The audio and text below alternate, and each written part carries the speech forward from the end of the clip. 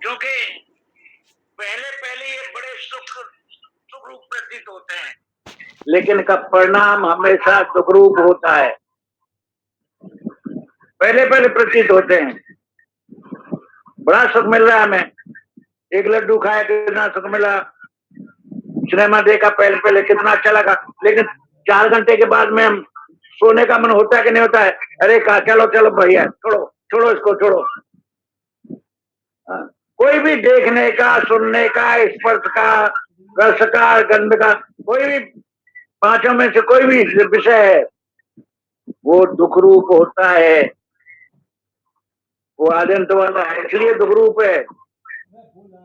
कितना भोगोगे उसको।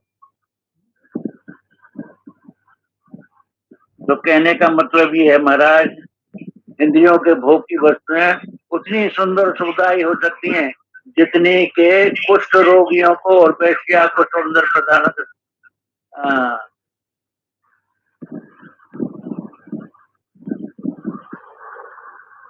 एक वैश्या स्त्री है, उसके सौंदर्य प्रदान कितने उसको लगते हैं, और अनजाने लोग उसको लुभा जाते हैं। हाँ, लेकिन परिणाम क्या है? परिणाम तो दुख रूप है। जय श्री कृष्णा। दुख योनव, दुख की उत्पत्ति का स्थान है, जरा सा इसको थोड़ा सा आप करिए।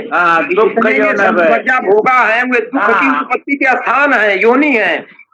देखो दुख का कारण है, मेरी बात सुनो, ये दुख का कारण ये है कि इनको जितना भोगोगे, देखो जो भोजन है, भोजन करते करते डाल को खा जाते हैं, डाल हमारे गए, देखते देखते हमारी आंखें गई, सुनते सुनते हमारे कान गए, सारा अंग गलत हो रहा है, भोगों में वो गलत हो रहा है, तो दुख का कारण है कि नहीं है? हाँ, इनका परिणाम दुख रूप है। जितना अब योगी पुरुष को देखो 250 वर्ष 500 वर्ष जीते, क्यों? वो संयम ही है। तो जितना संयम रखेगा उसको दुख होना, दुख होगा ही नहीं, क्योंकि वो अपने स्वरूप में बैठ गया है।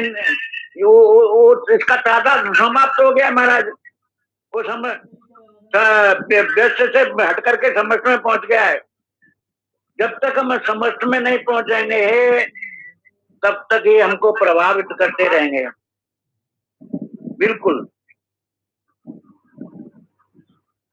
क्योंकि बुद्धिमान पुरुष कौन है? जो पूर्णत्व की प्राप्ति में संतुष्ट है।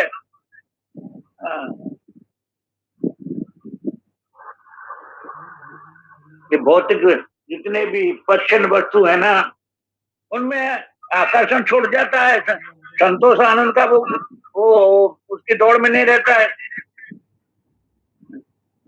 उनके पीछे ज्यादा पड़ता नहीं महाराज, उसमें ज्यादा आनंद का अनुभव महसूस नहीं करता है वो।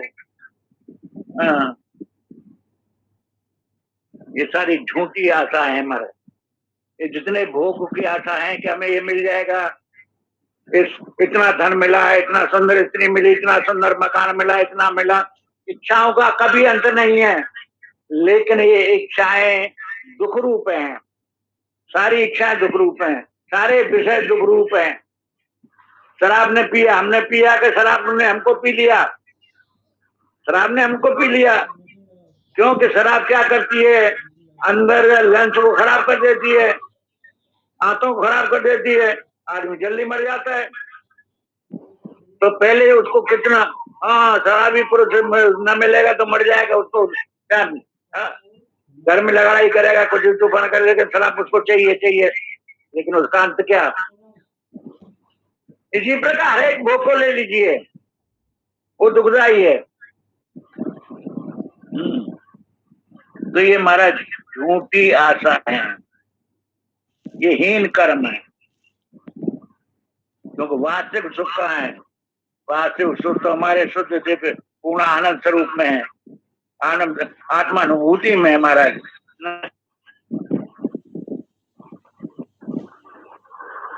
सारे अनर्थों की जड़ जो है ये भोग, ये वासना है, और यही राग द्वेष पैदा करती हैं। तो आइए हम विषय के ऊपर चलते हैं फिर। राग द्वेष विषयान आत्मवत्से विधेय आत्मा प्रसादम अधिगच्छति प्रसादे सर्व दुखानाम आने सुपजाते प्रसन्न चेतसो यासु बुद्धि परिवर्तिष्ठते। क्या बोला है कि राग द्वेष वियुक्तेषु। थोड़ा राग द्वेष के ऊपर आपके सामने थोड़ा सा प्रस्तुत करूंगा, बड़ा आनंद आएगा आपको सुन करके। क्योंकि राग द्वेष ये कहाँ से पैदा हुए महाराज? हाँ, ये मधुकैटभ, ये कान के मैल हैं, भगवान विष्णु के कान के मैल से पैदा हुए। तो ये कान के मैल हैं। राग भी सुनना जिसका कान से ही, द्वेष भी तो कान से ही।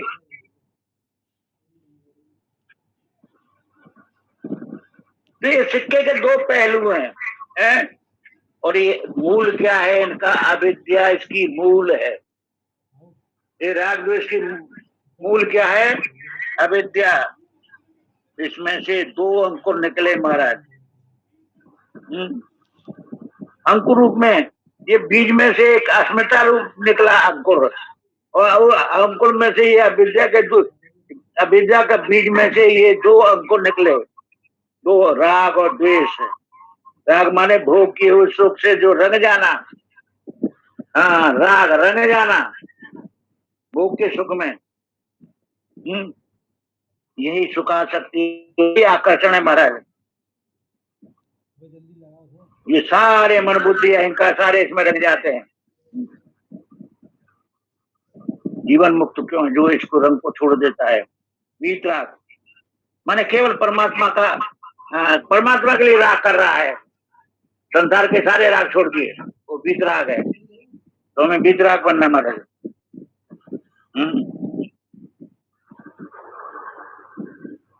राग क्या है? एक इच्छा है, और दोष भी एक इच्छा है, लेकिन ये विपरीत इच्छा है। द्वेष जो है विपरीत इच्छा है महाराज। ये अंतःकरण की मलिनता से पैदा हुए राग द्वेष। राग द्वेष में कोई वजन नहीं है, कोई आकार नहीं है, कोई आय नहीं है, कोई रंग भी नहीं है महाराज। हाँ, क्योंकि पुरुष तो असंग है ना। हाँ, पुरुष असंग है, कितने मिले कितने बिछुड़ गए। तो राग द्वेष क्या है? ये मन की दुर्बलता, मन की दुर्बलता। तो राग द्वेष वियुक्त महाराज इनके बस मत हो, बुद्धिपूर्वक काम करना चाहिए, बुराई पे हमें विजय प्राप्त करना है। जब हम इस पर प्राप्त हमारे ऊपर प्रभाव नहीं डाल पाएंगे।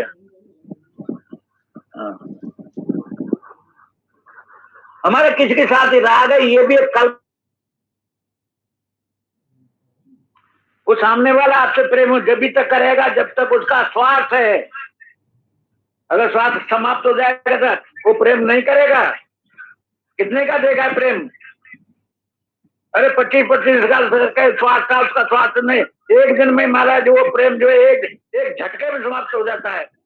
25 साल का प्रेम एक झटके में समाप्त हो जाता है। संसार का प्रेम ऐसा है। हाँ, तो वीतराग बनो।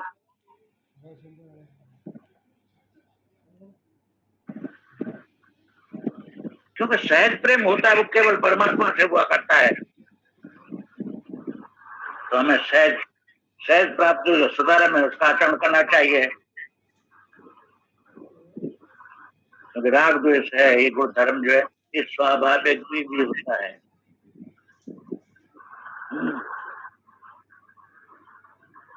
अब राग द्वेष कैसे मिटे ये समस्या है। तो राग द्वेष मिटने के लिए क्या बोला है यहाँ पे? इस सिद्धांत के अनुसार कर्म करने से राग द्वेष मिट जाएंगे। सिद्धांत के अनुसार विधेय आत्मा, आत्म से विधेय आत्मा प्रसादम अधिगच्छति। जो विधेयात्मा हो गया है, और विधेयात्मा कौन है? जो सिद्धांत के अनुसार। और सिद्धांत क्या है? गुरु के आदेश अनुसार, शास्त्र के आदेश अनुसार अपने धर्म के जो सिद्धांत है उनके अनुसार हम आचरण करें तो राग द्वेष मिट जाएंगे।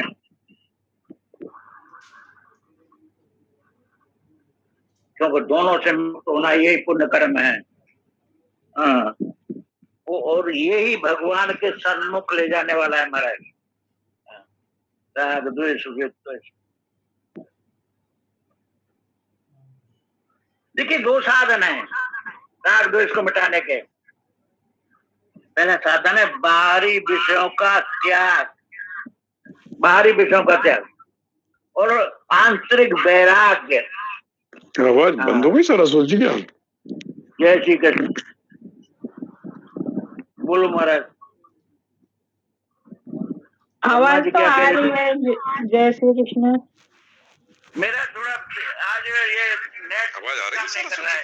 नहीं, किसी का माइक तो नहीं खुल रहा।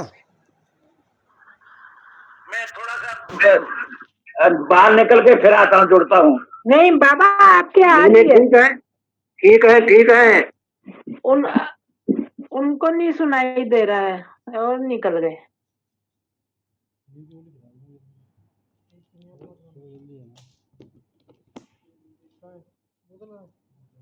हाँ अभी ठीक चल रहा है शर्मा जी। बिल्कुल आपकी तो ठीक, सही आ रही थी। पहले भी ठीक चल रहा था, चल रहा है अभी क्या? ठीक है, बिल्कुल ठीक है। हेलो। हाँ हाँ बिल्कुल ठीक है, आपकी आवाज बहुत अच्छी आ रही है।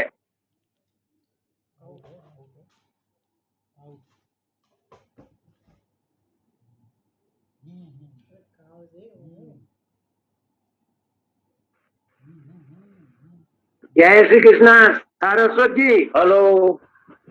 हाँ हाँ ठीक है, आवाज आ रही है, आवाज आ रही है, लेकिन दो बार आप जुड़े हुए हैं।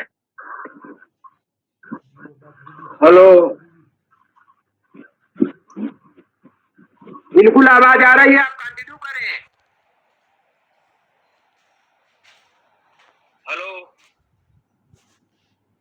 लगता है इधर की आवाज इधर नहीं जा पा रही है।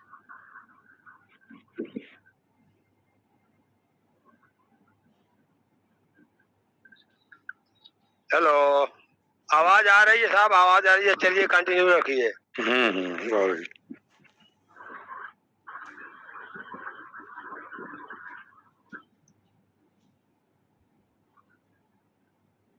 हेलो शर्मा जी, अभी ठीक चल रहा है? आवाज आ रही, साफ आ रही।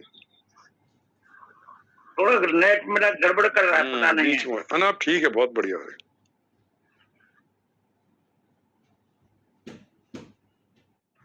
देखो हमें परमात्मा मार्ग पर चलने के लिए इनको त्यागना पड़ेगा, राग द्वेष को। क्योंकि राग द्वेष जो है बाहरी विषयों का त्याग बिना और वैराग के बिना इनसे छुटकारा प्राप्त नहीं हो सकता। जब तक बाहरी विषयों का त्याग नहीं करेंगे और अंदर से चीज पे वैराग नहीं होगा, तब तक इनका राग द्वेष का त्याग नहीं हो सकता है। क्योंकि ये दो ही डकैत हैं जो 18 आदमियों को लूट ले जाते हैं। ये डकैत हैं महाराज। हाँ, चोर तो चुपके से चोरी करता है, लेकिन डकैत हैं सामने से देखते देखते हमको हमारे लूट ले जाते हैं। ये ऐसे राग द्वेष है महाराज। हमें सुने, बोले, क्रिया करें, देखें, लेकिन राग द्वेष वियुक्त होकर के, राग द्वेष वियुक्त होकर के क्या करें। क्योंकि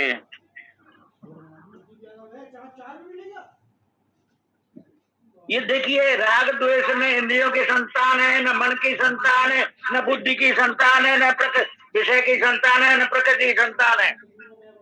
तो ये संतान किसकी है? बोले ये अविद्या की संतान है महाराज। हाँ, ये अविद्या की संतान है।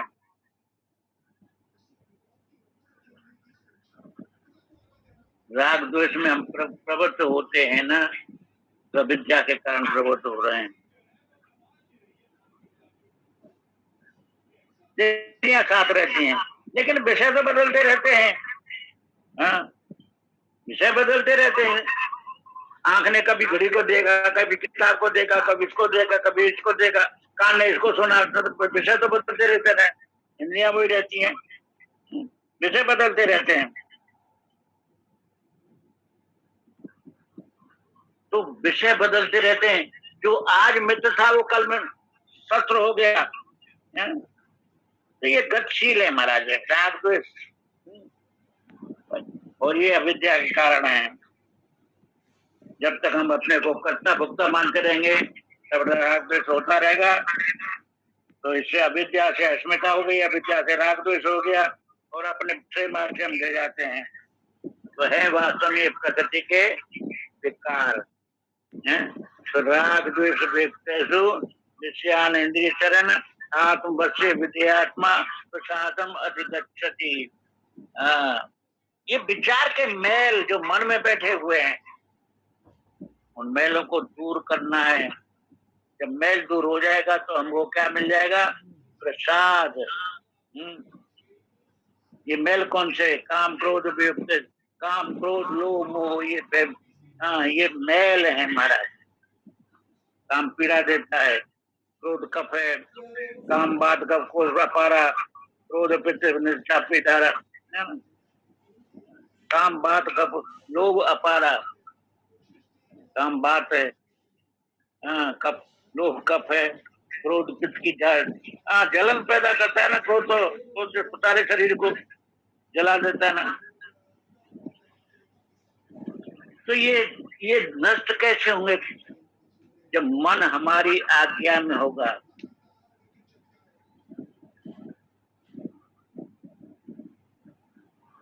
मन हमारी आज्ञा में रहकर मज्ञान हमारा सेवक बन जाएगा। हाँ, हमारी आज्ञा में चलेगा, विधेयात्मा वो हो जाएगा। हाँ, वो विधेयात्मा राग द्वेष महाराज। तो मैं ये बता रहा था कि इंद्रियों के दो चीज होनी चाहिए इंद्रियों के साथ में। एक तो राग द्वेष वियुक्त, माने इंद्रियों में राग द्वेष न हो, और दूसरी आत्म वश्य, आत्म वश्य, वो हमारे बस में हो, हमारे बस में हो, आत्म वश्य।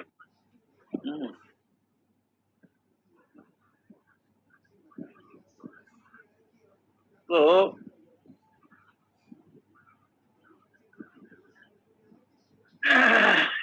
इंद्रियों के साथ राग द्वेष का संबंध मत जोड़ो, कहने का मतलब ये। राग द्वेष का जब तक संबंध रहेगा इंद्रियों के साथ में, तब तक सामने जो आया उसको देखते चलो, कान सुनते चलो। ज्ञान का काम केवल विषयों को पकड़ करके बैठ जाना काम करना नहीं है। ज्ञान का काम नहीं है कि विषयों को पकड़ के बैठ जाना।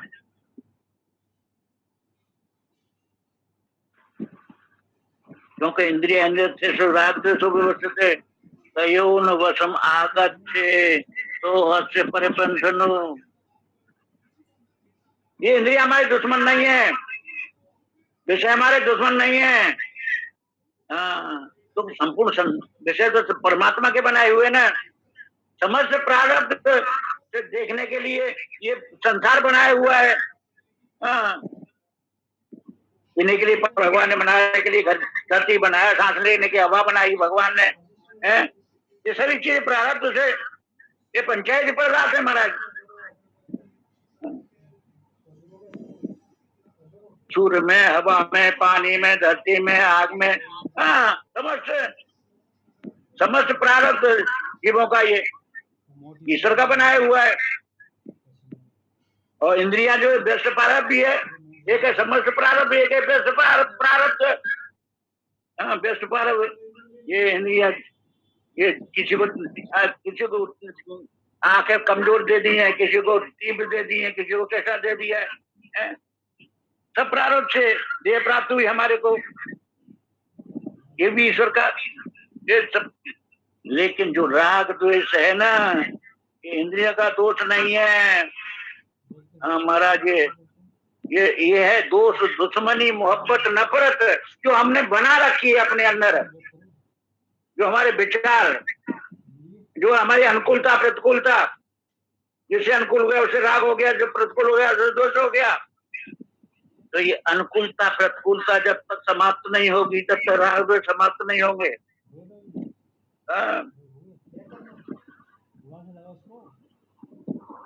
तो महाराज इनको मिटाना है।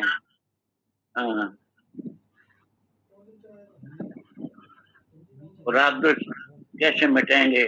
बोले आत्म बस से, अपने बस में इंद्रियां, आत्म बस से। आत्म बस मतलब जितना हम खाना खाए उतना ही खाएं, जितना बोलना चाहे उतना ही बोले, बाकी कुछ नहीं। वो है चुप हो जाओ। जितना काम करना चाहे, युक्त आहार विहार से युक्त कर्म से सुसु। ये आत्म बस से। और फिर दूसरा बोला है विधेय आत्मा। विधेय आत्मा पहले मैं बता चुका हूँ आपके सामने, ये रिपीट फिर हो रहा है। शास्त्र के गुरु के आचार के अनुसार अपना मन चलना चाहिए, उसके अनुसार इंद्रियों के द्वारा विषयों का भोग करें, लेकिन राग द्वेष वियुक्तेषु आत्मवशे विधेयात्मा।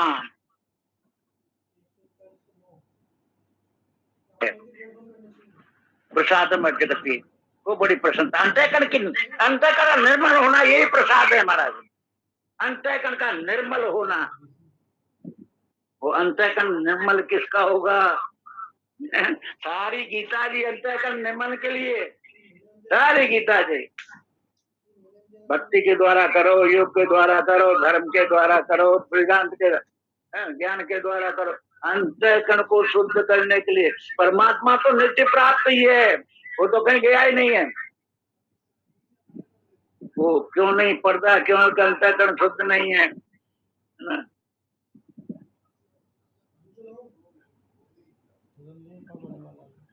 तो प्रसाद की प्राप्त होती बड़ी प्रसन्नता, अंतःकरण की निर्मलता।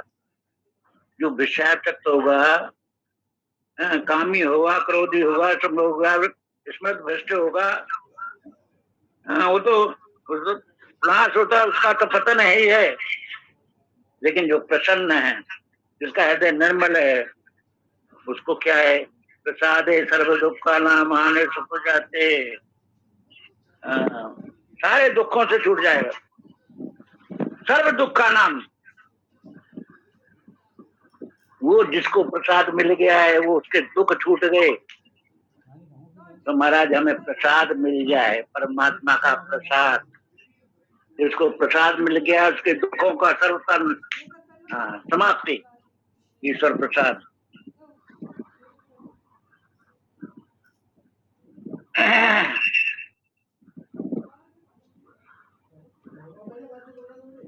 बुद्धि परिवर्तित से, जिसको प्रसाद मिल गया उसी की बुद्धि स्थिर पर वही होता है। बुद्धि तत्व बुद्धि प्रसन्न चेतो या से बुद्धि परिवर्तित, अचल समझदारी, स्थिर बुद्धि, निश्चित बुद्धि, अनुभव में दृढ़ होकर के रहती है। ऐसी प्रज्ञा जिसको प्राप्त होती है वो स्थिर प्रज्ञा।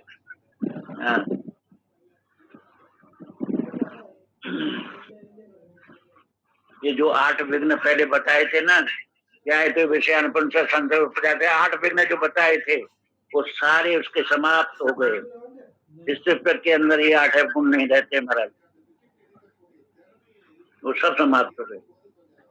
और वो कैसा है प्रसाद जिसको मिल गया है? किम आसीत किम ब्रजेट, इस प्रकार कैसा चलता है, कैसे गमन करता है ना, उसका आचरण कैसा है। तो यहाँ आचरण बताया है महाराज के, राग द्वेष विषयान चरण। और आगे क्या बताया है? इंद्रिया इंद्रिय तब प्रज्ञा प्रतिष्ठिता, ये उसके अंदर प्राप्त हो जाए। ये सद्गुण उसके अंदर आ जाता है। पहला सद्गुण क्या आ जाता है कि राग द्वेष युक्त होकर के विषयान चरण, पहला तो ये सद्गुण आ गया। और दूसरा क्या आ गया? इंद्रिया इंद्रिया प्रज्ञा प्रतिष्ठा, इंद्रिया अपने अवस्था में बच रही है, मैं कुछ भी नहीं कर रहा, तत्व प्रज्ञा प्रतिष्ठा, उसकी प्रज्ञा प्रतिष्ठा हो जाती है। उसकी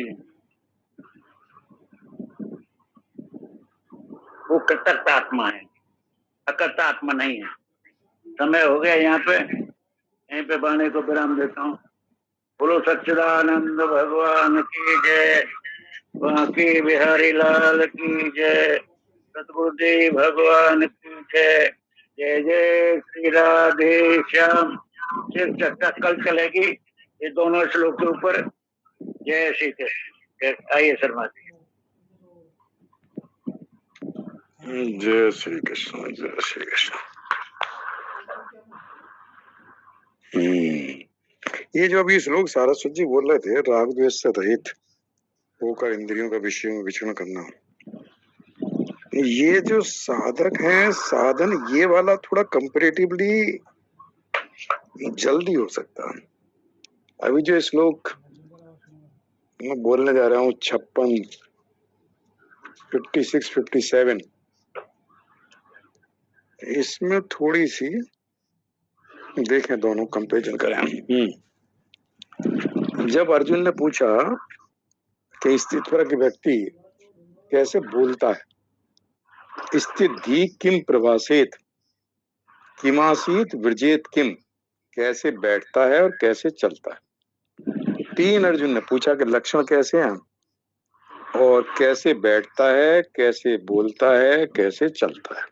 तो बोलने के जो कैसे बोलता है लक्षण तो बताए 55वें श्लोक में, और कैसे बोलता है ये बात बताई 56 और 57। अब देखो 56 और 57 श्लोक को अपने जीवन में महसूस करें कि जो भगवान कह रहे हैं हम कहाँ हैं। तो देखेंगे कि अभी हमारे अंदर, मतलब मैं अपने आप को भी कह रहा हूँ, हमारे अंदर ये चीजें नहीं आई और बड़ा आसान नहीं है। सरस्वती आपका माइक खुला है शायद। बंद है मेरा माइक। अच्छा, एक खुला हुआ है, आपके 2 फोन चल रहा है ना शायद। हाँ, बंद हो गया। अच्छा, तो बड़ा गड़बड़ हो रहा है महाराज। ना कोई ना, ये संसार है माया का। तो इसमें 56 श्लोक में भगवान बताते हैं कि जब हम कर्म करते हैं, क्रिया करते हैं, तो क्रिया में कैसे निर्लिप्त रहें। मतलब हमारी कोई काम हमने कर्म किया, उसमें हमें सिद्धि नहीं हुई या सिद्धि हो गई, मतलब सफल हुआ है सफल नहीं हुआ। सफल हुआ तो हम सोचते हैं कि जैसे मुझे अनुकूल परिस्थिति आई मेरे जीवन में, इसी तरह मुझे सफलता मिलती चली जाए। ये हम स्पृहा करते हैं, ये हम अपेक्षा करते हैं। हर व्यक्ति के अंदर ये रहता है, ऐसा नहीं है कि ऐसा कोई व्यक्ति नहीं है संसार में जो ये न चाहता हो कि मुझे जो मैं कर्म कर रहा हूँ इसमें जो मुझे सफलता मिली है, मेरे जीवन में जो अनुकूल परिस्थिति आई, ये बनी रहे, तो सदा बनी रहे। और जो कर्म में सफलता नहीं मिली, मतलब असिद्धि, असफल हो गया, या मान सम्मान नहीं मिला, या मुझे आदर नहीं मिला, ये हालांकि ये चीजें छोटी है, मान सम्मान आदर वो नहीं उम्मीद करता। मतलब ऐसे हम में से बहुत लोग हैं जो नहीं उम्मीद करते कि मुझे मान सम्मान मिले, आदर मिले, अपने कर्तव्य कर्म करते हैं। लेकिन कर्तव्य कर्म में अगर विफलता मिलती है, सफलता नहीं मिलती, तो मन में विचलित होते हैं और उद्विग्न आता है। तो जब मन में उद्विग्न आता है तो भगवान कह रहे हैं कि ऐसा जब हो तो मन में उद्वेग ना है, मन विचलित ना हो। देखो कितना मुश्किल काम। और जो अनुकूल परिस्थिति जीवन में आई है, कार्य सफल होता जा रहा है, वो हमेशा ऐसी ही बना रहे। मतलब ऐसी जीवन में हमारे बढ़िया बढ़िया कार्य हमारे सफल होते चले जाएं, ये भी हम सब चाहते हैं। भगवान कहते हैं नहीं, सुखेशु विगत स्पृहा, इसमें स्पृहा से रहित हो जाए, ऐसी अपेक्षा मत कर। और जब दुख आए, विचलित भाव आए, तो तू उद्वेग मत कर। बीत राग भय क्रोधा, राग भय क्रोध ये तेरे सब समाप्त हो जाए। तो ऐसा व्यक्ति को स्थिति मुनि कहा है। स्थिति तो बाद में आएगा, मुनि कहा है, जो मौन रखता है, मननशील होता है। मतलब कार्य की सफलता है, सफलता में बहुत ज्यादा विचलित नहीं होता। बल्कि कई बार क्या होता है कि कार्य असफल हो गया तो उसकी उसका जो किस कारण हुआ है, मेरी किसी कमी के कारण हुआ है, क्या ऐसा रीजन था, उसके ऊपर विचार करता है। तो एक तो ये देखो, हम सब में क्या मतलब प्राणी मात्र में, बशर्ते कि आज के युग में ये सबके अंदर थोड़ा सा भाव रहता ही है, हम सब में रहता है। वे सब चाहते हैं कि अनुकूलता परिस्थिति आए, बीमारी उमारी ये जब ऐसी ना आए, कार्य में जो करूं उसमें सफल हो जाऊं। किसी कार्य में विघ्न आया तो मुझे मन में थोड़ा क्षणिक विचलित होता है मन, ये स्वाभाविक और होता है। लेकिन भगवान कह रहे हैं इस रास्ते पे चलते रहो, साधना करते रहो। तो ये जो क्रिया से रिलेटेड है, कर्म से रिलेटेड है, वो श्लोक नंबर 56 है कि कर्म करते हुए कैसे निर्लिप्त भाव रखा जाए और उसमें हमारी जो आसक्ति है सिद्धि असिद्धि में समभाव रखना है। क्योंकि बुद्धि विचलित तो हो ही जाती है, जब दुख आया तो मन विचलित होता है तो बुद्धि विचलित होती है।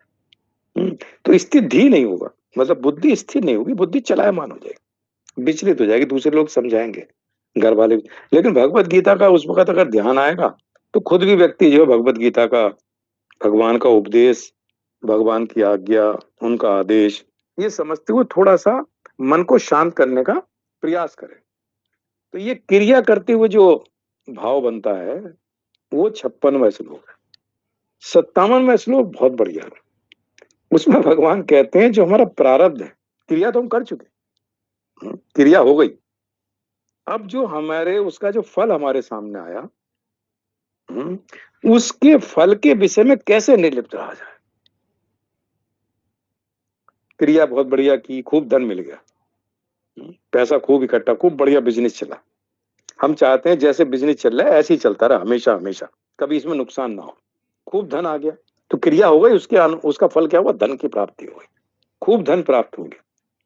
अब भगवान क्या कहते हैं, यह सर्वत्र अनिविस्नेह, अनिविस्नेह कहा, देखो जो स्नेह है कि धन आया, अब धन आने के बाद में बिजनेस जब चली तो अब कहा मैं बड़ा धनी हो गया, बहुत धन है मेरे पास। अब उस धन के साथ मैं धनी हो गया, मतलब मैं धन के साथ जुड़ गया, मेरा धन के साथ एक आसक्ति हो गई, मेरा धन के साथ स्नेह हो गया, मैं धनी हो गया। अब कहते हैं इसी तरह से हर चीज के साथ अपने आप को, उस मैं को उसके साथ जोड़ लेते हैं, वस्तु के साथ, पदार्थ के साथ। तो मैं और वो वस्तु दोनों जुड़ गए, मैं धन, मतलब मैं धनी हो गया, धन चला गया तो मैं गरीब हो गया। तो ऐसे ही वस्तु के आने जाने के बाद उसके साथ हम इतना एकात्म हो जाते हैं कि मैं और धन दोनों ऐसे जुड़ गए हैं कि मेरे मन में धन का इतना एक घमंड आ गया, धन का इतना अभिमान आ गया कि मैं धन के साथ अपने आप को जोड़ लिया। अब वो जब धन चला गया तो जितना धन के कारण मैं प्रसन्न था, मैं धनी था, उतना ही दुख होगा जब वो धन चला जाए। ऐसे में कभी कभी ऐसे व्यक्ति जो है धन का त्याग करते हुए, धन का दान करते हुए बड़ा कष्ट होता है उसे, कि जा रहा है, जाता हुआ उसे वो नहीं देखता, त्याग करते हुए उसे बड़ा तकलीफ होती है, त्याग नहीं करना चाहता, जोड़ के रख के चला जाएगा, बाद में उस धन का भोग नहीं किया, दान नहीं किया तो नाश हो जाता। तो भगवान कहते हैं कि जो सर्वत्र अनिविस्नेह, इन सबसे स्नेह मत करो, इनका जो अभिनंदन है, अभिनंदन शब्द भी एक दिया है, इनका जो अभिनंदन है, इनके साथ जो हम संबंध जोड़ लेते हैं, अनुकूल और इसके जो प्रारब्ध के हिसाब से हम अनुकूल परिस्थिति मिली तभी तो धन मिला, या प्रतिकूल परिस्थिति मिली धन का नुकसान हो गया तो मैं कहता मैं तो लुट गया, मैं तो बर्बाद हो गया, मेरे पास कुछ नहीं बचा। तो इतना कहता रहता, लोग बतेरा समझाते हैं अरे कुछ नहीं फिर आ जाएगा, कह रहा नहीं साहब कुछ नहीं बचा मेरे पास, तो मैं तो बिल्कुल खत्म हो गया। तो आया था वो चला गया किसी प्रारब्ध के कारण। अब वो धन के साथ कहता मैं तो बिल्कुल बर्बाद हो गया, मतलब मैंने अपने आप को धन के साथ जोड़ने के कारण लगता है मैं तो खत्म हो गया, मेरे पास कुछ नहीं बचा। कभी कभी आदमी सुसाइड भी कर लेता। तो हम इसके साथ इतना जुड़ गए, हम जो है परमात्मा के अंश हैं और ये आगमपाई है, आने जाने वाले। और नंबर 2 हमारे प्रारब्ध के अनुसार होता है, जो हमारे प्रारब्ध में अगर लक्ष्मी की प्राप्ति है तो खूब लक्ष्मी आएगी, और लक्ष्मी की प्राप्ति है तो रात दिन हम लगे ना 24 घंटे तब भी नहीं आएगी। अगर रुकनी है तो रुकेगी, और जानी है तो चली जाएगी, पता चला नहीं पैसा लगा दिया और डूब गया। तो हम उसके साथ इतना सर्वत्र अनिविस्नेह ने कहा, कि हम हर जगह इतनी आसक्ति कर लेते हैं उस वस्तु के साथ, इतना अपने आप को जोड़ लेते हैं।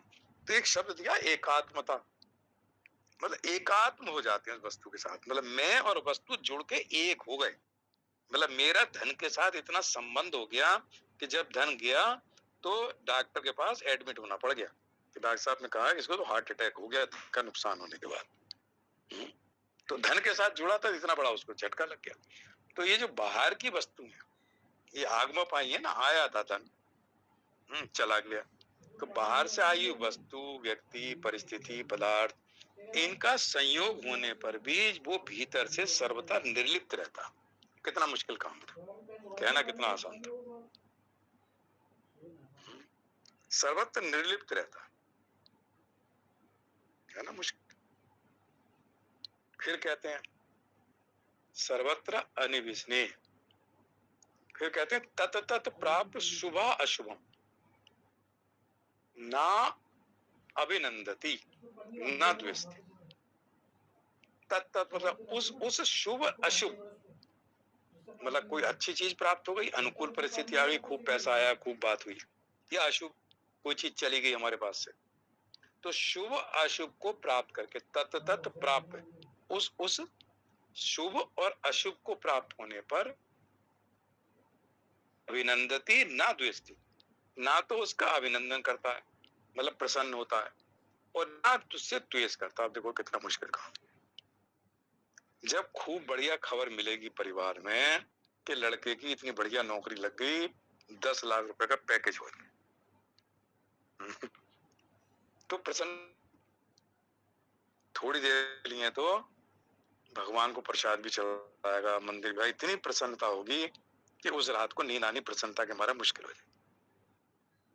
भगवान कहते हैं ना अभिनंदती, वो ना तो प्रसन्न होता है और ना उससे अगर कोई रिजल्ट एग्जाम देने गया था सफलता नहीं मिली तो बहुत ज्यादा दुखी हो गए। घर में आज किसी ने खाना नहीं खाया, ना खाना बना ना खाना खाया, बहुत ज्यादा दुखी हो गए।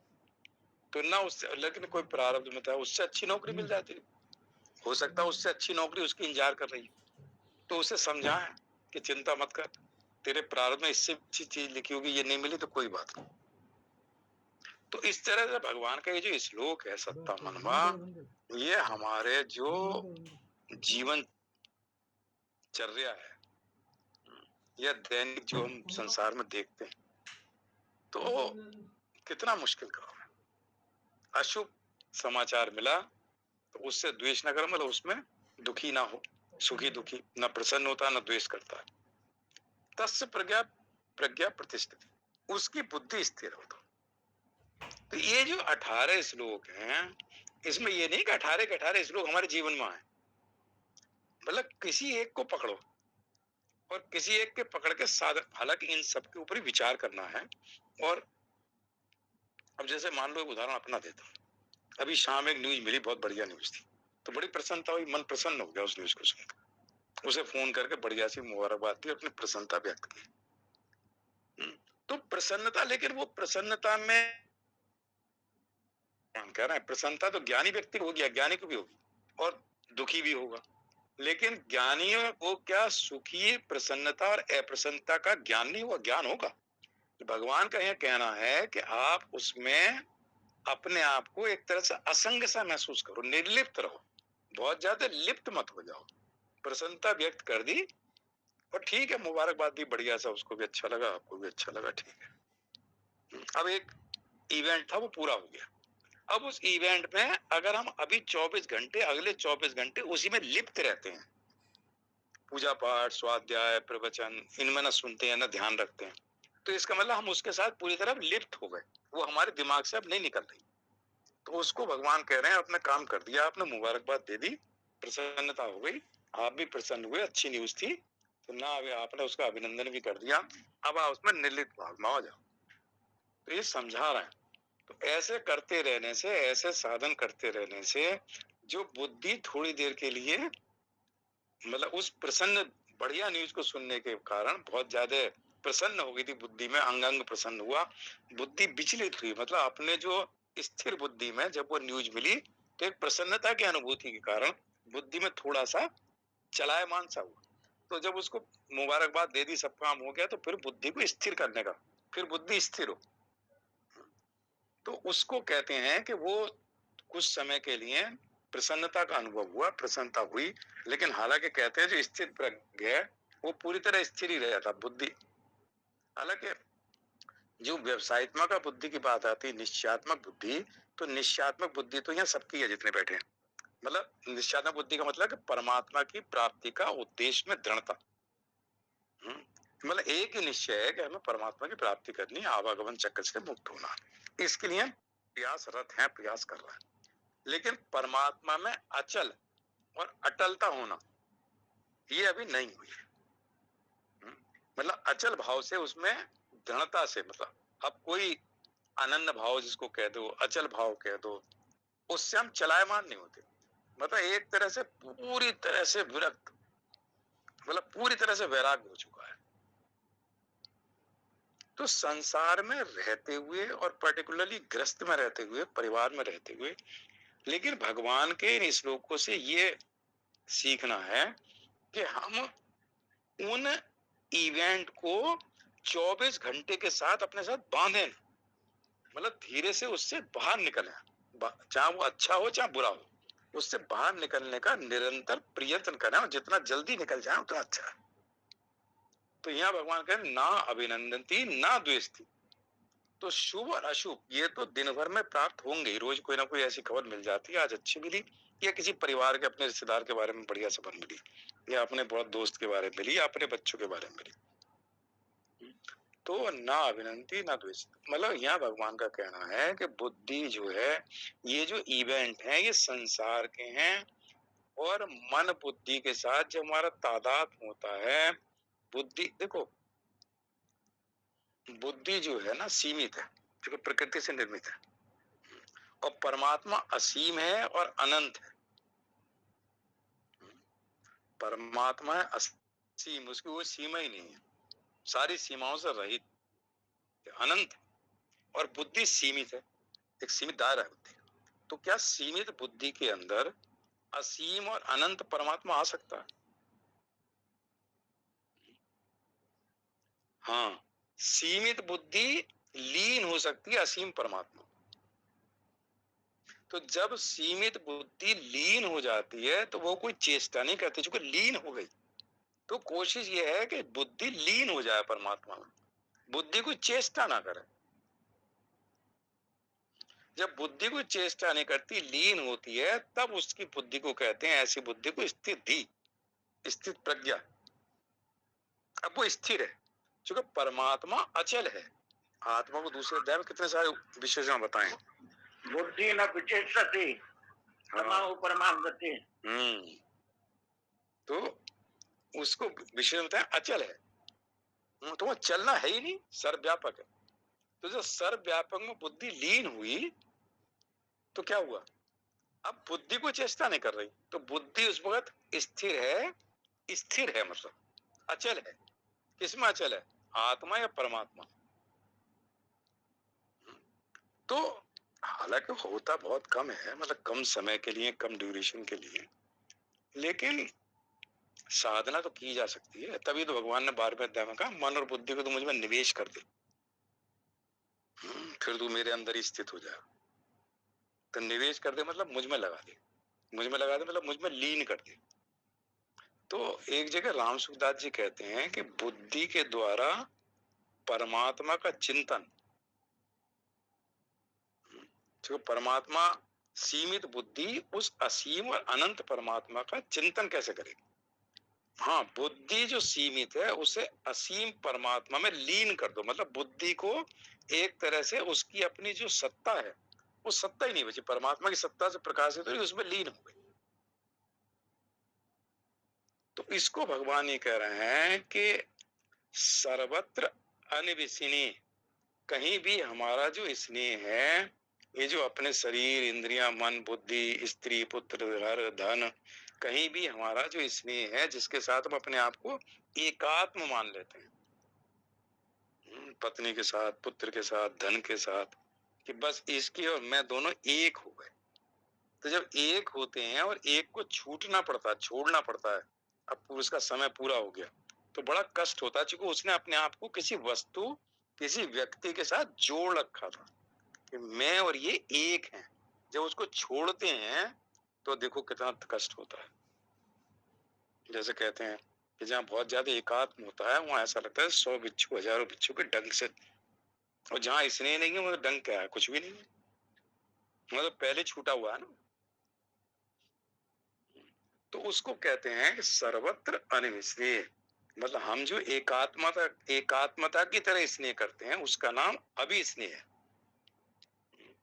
स्थित प्रज्ञ कर्मयोगी का किसी भी वस्तु आदि में यह अभिनिस्नेह बिल्कुल नहीं रहता।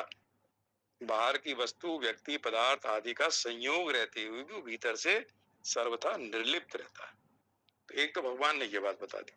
और तत्त प्राप्त शुभ अशुभम न अभिनंदती, शुभ और अशुभ को प्राप्त करते हुए ना तो बहुत ज्यादा प्रसन्न होते हैं, बहुत ज्यादा प्रसन्न होते हैं तो बहुत ज्यादा दुख भी होता है। जब वियोग होता है तो वो ना उनसे द्वेष करता, अशुभ में कार्य सफल नहीं हुआ या प्रतिकूल परिस्थिति आ गई जीवन में, तो अब ये कभी ना आए। अरे कभी कैसे नहीं आएगी, जो हमारे कर्म किए हमने, अशुभ कर्म किए हैं, कौन से जन्म में किए हैं, उस अशुभ कर्म का जब फल हमें भोगना पड़ेगा तो कौन से अशुभ कर्म, कौन से योनि में किए हुए अब हमें आगे प्रतिकूल परिस्थिति के रूप में भोगना पड़ रहा है, तो हम उससे अब द्वेष करके क्या करेंगे, वो तो भोग के समाप्त होगा। रोएं चाहे हंसे, रोएंगे तब भी भोगना है और ना रोएंगे तब भी भोगना, भोगना तो है ही, क्योंकि वो भोग के समाप्त होगा। तो इसलिए भगवान कहते हैं कर्म करने से पहले तो विचार कर सकते हो, कर्म करने के बाद फिर तुम्हें हमें विचार नहीं करना। फिर विचार करने वाला वो दूसरी शक्ति है, वो विचार करता है कि इस कर्म का फल कब भोगना। भोगने के लिए हम स्वतंत्र नहीं है, भोगने में परतंत्र है, भोगना पड़े। करने के लिए स्वतंत्र है, ना करें, किस तरह से करें, काम भाव से करें, निष्काम भाव से करें, तो ये करने के लिए स्वतंत्र है। तो ये भगवान के जो श्लोक हैं 56 और 57, तो कैसे बोलता है स्थित प्रज्ञ, ऐसे बोलता है, ना प्रसन्नता का अनुभव करता है, ना उनसे स्नेह एकात्मा करता है, ना उसमें ज्यादा दुखी होता है, अपनी दुनिया में मस्त रहता है, उसकी बुद्धि परमात्मा में अचल है। तो वो ज्यादा प्रसन्न होना मतलब बहुत ज्यादा शोर शराबा करना, दुखी होना तो बहुत सबको घर को सर उठा लिया, तो वो ऐसे बोलता है, ना उठाता है ना ऐसे करता है, शांत रहता है। इसलिए पिछले सुनो मुनि का स्थिति मुनि उच्चते, मनन करता है, परमात्मा का मनन करने लगेगा कुछ तो कम समय के लिए विचलित हो, इससे निर्लिप्त भाव को प्राप्त होगा। कभी मुझे इसमें लिपाए माननी हो ना, मैं ये नहीं, ये सब आने जाने वाली चीजें थी, आई है मेरे जीवन में, हमेशा नहीं रहेगी एक प्रतिकूल परिस्थिति, ना अनुकूल परिस्थिति, ना हमेशा सुख रहेगा ना हमेशा दुख रहेगा। ये सब कौन से कर्म का प्रभाव के कारण मुझे आज सुख है, तो ये सुख हमेशा बना रहेगा, इसको कह रहे हैं विगत स्मृति। ऐसी वो अपेक्षा नहीं करता। भगवान सुख देंगे तो सुखी है, दुख देंगे तब कहेगा भगवान का ये कोई विधान, इसमें भी दिया हुआ उनका प्रसाद ही, तो प्रसाद समझ के उसको ग्रहण कर लेगा। ये भगवान की वाणी। ओम पूर्णमदः पूर्णमिदः पूर्णमुदच्यते पूर्णस्य पूर्णमादाय पूर्णमेवावशिष्यते। ओम शांति शांति। श्री कृष्ण अर्पणमस्तु। हरि ओम तत्सत, हरि ओम तत्सत, हरि ओम। जय श्री कृष्ण।